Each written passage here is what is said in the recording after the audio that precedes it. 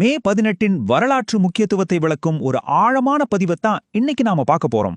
மே 18 வெறும் தேதி இல்ல. இந்த ஆடியோ இது எப்படி ஒரு ஆழமான வரலாற்று புள்ளியா மாத்துதுன்னு கவனிங்க.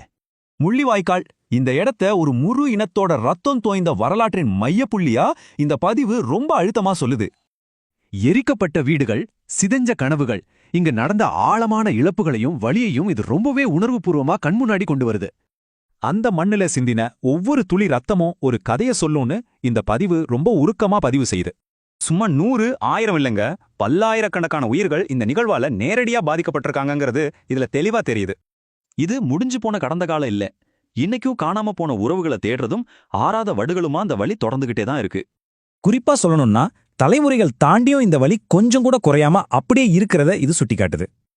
இங்கதான் ஒரு பெரிய மாற்றம். இது வெறும் கண்ணீருக்கான நாள் இல்ல, நம்ம உரிமையை உறக்கச் சொல்ற நாள்னு குரல் மாறுது.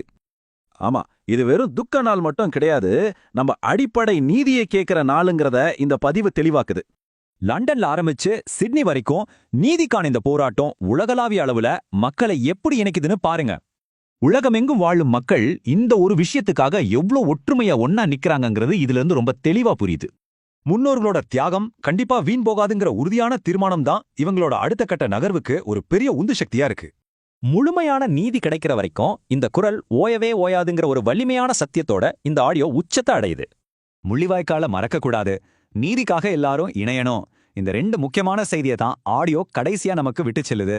கடைசியா ஒரு கேள்வி.